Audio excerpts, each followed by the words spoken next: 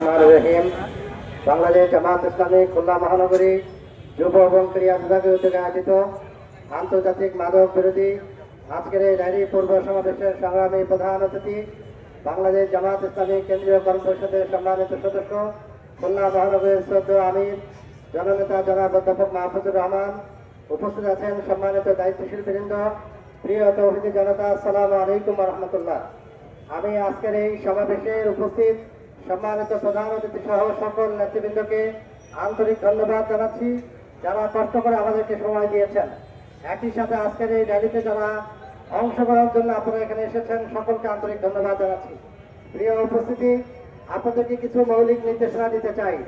প্রধান অতিথির বক্তব্যের পরে আমাদের এখান থেকে র্যালি শুরু হবে।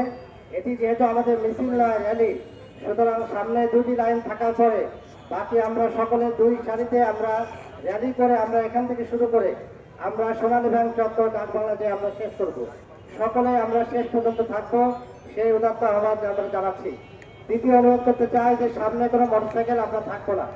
অনুগ্রহ করে সকল মোটরসাইকেল, এখানে অনেকগুলো গ্যারেজ আছে, আমরা মোটরসাইকেলগুলো এখানেই নিয়ে যাব। এখান থেকে র্যালি শেষ করে আবার আমরা এখানে ফিরে আসবো। অনুগ্রহ করে মোটরসাইকেল নিয়ে গেলে আমাদের র্যালিতে বিশৃঙ্খলা হবে। আপনারা এইভাবে আমাদেরকে সহযোগিতা করবেন। র্যালির জন্য শেষ পর্যন্ত আমাদের সামনের দিকে শৃঙ্খলা বিভাগ থাকবে, মাঝে আছে এবং শেষেও থাকবে। সকলে আমাদের সে ক্যাপ পরে আমাদের যে ফেস্টুনগুলো আছে সেগুলোকে রেখে আমরা শেষ পর্যন্ত সুন্দর র্যালি করব। যেহেতু এটা বাংলাদেশ জামাত ইসলামের র্যালি, সুতরাং আমরা আমাদের শৃঙ্খলাকে আমরা সুন্দরভাবে বজায় রাখতে আমি সকলের সহযোগিতা কামনা করছি। সম্মানিত তৌহিদি জনতা, মাদক বিরোধী এই সমাজকে মুক্ত করতে হলে আমাদেরকে যুব সমাজের হাতে কোরআন তুলে দেওয়ার কোনো বিকল্প নাই। সুতরাং বাংলাদেশ জামাত ইসলামী যুব বিভাগ সকল যুবকের হাতে আমরা কোরআনের আহ্বান, কোরআনের দাওয়াত আমরা পৌঁছে দেব।